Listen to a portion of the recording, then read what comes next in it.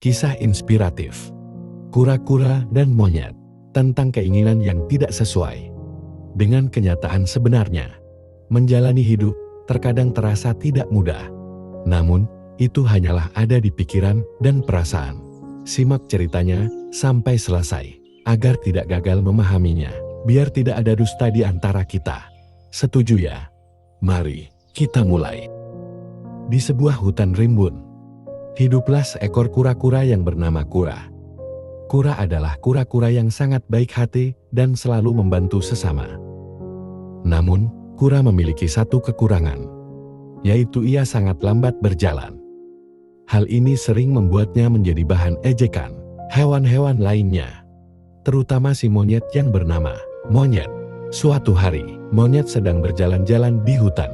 Ketika ia melihat Kura sedang berjalan dengan sangat lambat, Monyet pun menghampiri kura-kura dan mulai mengejeknya. Hai Kura, kau sangat lambat berjalan. Kau pasti tidak akan pernah bisa mencapai tujuanmu. Kura hanya diam mendengar ejekan Monyet. Ia tahu bahwa Monyet hanya ingin membuatnya merasa sedih. Kura-kura menjawab, "Aku tidak peduli apa yang kau katakan. Aku akan tetap berusaha mencapai tujuanku." Monyet hanya tertawa mendengar jawaban Kura. Ia pun melanjutkan perjalanannya, meninggalkan kura-kura yang masih berdiri di tempatnya. Kura merasa sangat pedih dan perih mendengar ejekan Monyet.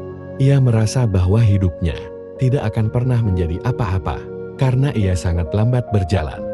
Kura-kura pun memutuskan untuk pergi dari hutan dan menyendiri di sebuah gua. Di dekat hutan itu, di gua itu, Kura terus merenungi hidupnya. Ia merasa sangat sedih dan kecewa karena tidak bisa menjadi seperti hewan-hewan lainnya yang bisa berjalan dengan cepat. Kura-kura itu bertanya dan ngomong sendiri. Kenapa? Oh kenapa? Kenapa sih aku harus terlahir sebagai kura-kura? Kenapa gitu ya? Kok gak sekalian aja aku terlahir sebagai Spiderman? Daripada begini, berjalan pun aku tidak bisa cepat. Kura terus menangis dan meratapi hidupnya. Ia merasa bahwa hidupnya tidak ada artinya. Suatu malam, Kura bermimpi bertemu dengan seekor kura-kura ninja tua, berjenggot panjang berwarna putih. Lalu kura-kura tua itu berkata padanya, "Kura yang baik hati dan cantik, dengarkanlah baik-baik. Kau tidak perlu merasa sedih dan kecewa.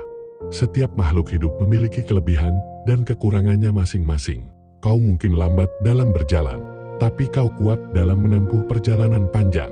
Dirimu memiliki hati yang baik dan selalu membantu sesama. Itu adalah kelebihanmu yang paling berharga. Fokuslah kepada apa yang paling mungkin dari dirimu. Janganlah engkau menilai yang lain selain dirimu. Dan janganlah engkau membandingkan dirimu dengan yang lainnya. Jadilah dirimu sendiri, melakukan sesuatu dengan baik tanpa merugikan orang lain. Itulah kekuatanmu. Hadapi setiap masalah dengan gembira dan bahagia. Jangan dengarkan komentar-komentar yang ada. Teruslah bergerak dan selesaikanlah tugasmu secara baik dan maksimal yang engkau bisa." Kura pun terbangun dari mimpinya. Ia merasa sangat lega dan termotivasi. Ia menyadari bahwa ia tidak perlu menjadi seperti hewan-hewan lain untuk bisa mencapai tujuannya. Ia hanya perlu menjadi dirinya sendiri. Kura pun memutuskan untuk kembali ke hutan dan menjalani hidupnya dengan penuh semangat. Ia tidak peduli lagi dengan ejekan monyet atau hewan-hewan lainnya. Ia tahu bahwa dirinya bisa mencapai tujuannya. Dengan cara yang lambat tapi pasti, Kura pun mulai membantu hewan-hewan lain di hutan. Ia membantu monyet untuk mengambil buah di pohon yang tinggi, membantu rusa untuk menyeberangi sungai, dan membantu burung untuk membuat sarang. Hewan-hewan lain mulai menyadari kebaikan hati Kura. Mereka mulai menghormati dan menyayanginya. Monyet juga mulai menyadari kesalahannya. Ia pun meminta maaf kepada Kura atas ejekannya. Dan kura-kura pun memaafkan sang monyet. Sahabat sentuhan hati nurani yang baik hati. Cerita kura-kura dan monyet ini mengajarkan kita tentang bagaimana menyembuhkan diri dari merasa pedih dan perih menjalani hidup yang tidak sesuai dengan keinginan dan harapan. Kura adalah representasi dari diri kita sendiri kita semua pasti pernah merasa pedih dan perih menjalani hidup yang tidak sesuai dengan keinginan dan harapan kita. Kita mungkin merasa bahwa kita tidak cukup baik, tidak cukup cepat, atau tidak cukup sempurna. Namun, kita harus ingat bahwa setiap orang memiliki kelebihan dan kekurangannya masing-masing. Kita tidak perlu menjadi seperti orang lain untuk bisa mencapai tujuan kita. Kita hanya perlu menjadi diri sendiri dan percaya pada kemampuan kita. Jika kita bisa menyadari hal ini, maka kita akan bisa menyembuhkan diri dari rasa pedih dan perih yang kita rasakan. Kita akan bisa menjalani hidup dengan lebih bahagia dan lebih damai. Pikiran adalah alat yang Tuhan berikan untuk kita dapat berpikir dengan baik. Pikiran adalah kita yang mengendalikan. Tapi seringnya, kita dikendalikan oleh pikiran. Dari pikiran yang tidak disadari, dia membangkitkan hawa nafsu di dalam diri. Hawa nafsunya bangkit dan tidak pula disadari aksinya. Seolah-olah itu dirinya. Padahal dia dikendalikan pikiran dan hawa nafsunya. Marilah kita berlatih menyadari dan mengamati gerak pikiran kita. Jika kita dapat menyadari laju pikiran, maka kita dapat mengendalikannya. Kenyataan hidup berkaitan dengan apa yang kita pikirkan.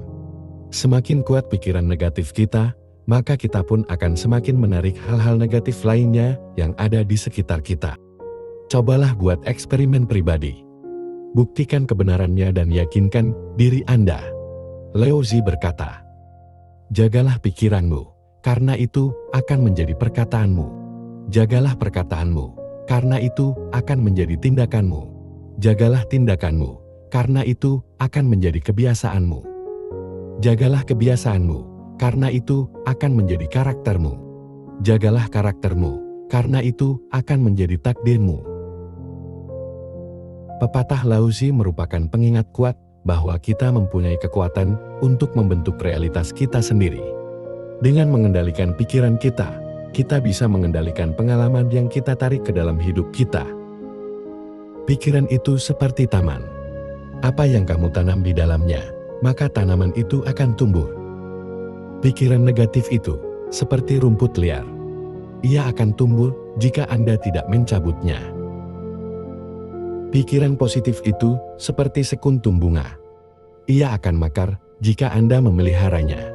Kita semua mempunyai pikiran negatif dari waktu ke waktu. Namun, kita tidak usah memikirkan hal itu. Kita cukup fokus pada pikiran dan pengalaman positif saja. Sesuatu hal yang negatif, kita cukup tahu dan menyadarinya. Ketika kita tahu dan menyadarinya, kita akan dapat mengendalikan diri kita. Kemudian, kita dapat mengubah sesuatu yang negatif menjadi positif. Semoga video ini bermanfaat. Jangan lupa like dan komentarnya ya. Terima kasih. Channel Sentuhan Hati Nurani.